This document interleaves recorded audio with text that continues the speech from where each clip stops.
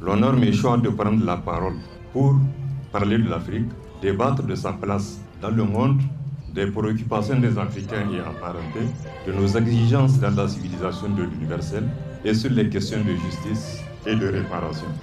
Notre responsabilité devant l'histoire et notre devoir envers les générations actuelles et futures le commandent pour être dignes d'avoir vécu, faire la fierté de nos descendants, frayer pour eux la passerelle du bonheur et de la dignité dans un monde plus égalitaire.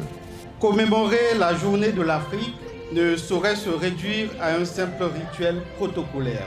C'est raviver la flamme de notre conscience commune, réaffirmer notre foi inébranlable en un avenir partagé et renforcer les liens de solidarité panafricaine qui transcendent nos frontières et nos différences.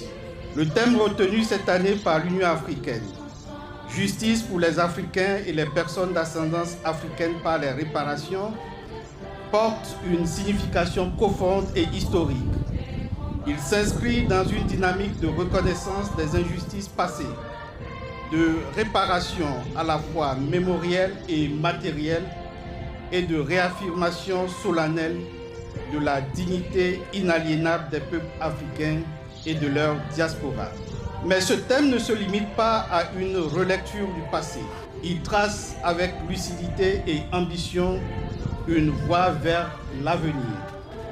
Porteur d'espoir et de résilience, il redéfinit la place de l'Afrique dans l'ordre mondial et appelle à bâtir des relations internationales fondées sur l'équité, la reconnaissance mutuelle et la justice historique.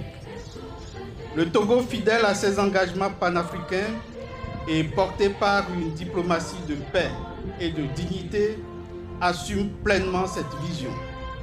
Sous l'impulsion de son Excellence M.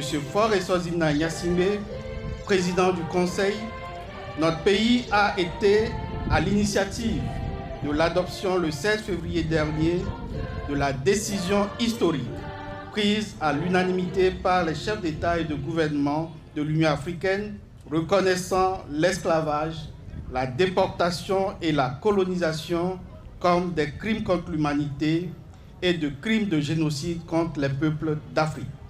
En tant qu'Africains, il nous appartient de rester unis et mobilisés pour assurer la mise en œuvre effective de cette décision qui ouvre la voie à la reconnaissance, à la réparation et à la reconstruction. Message étranger, quelles sont tes vraies intentions?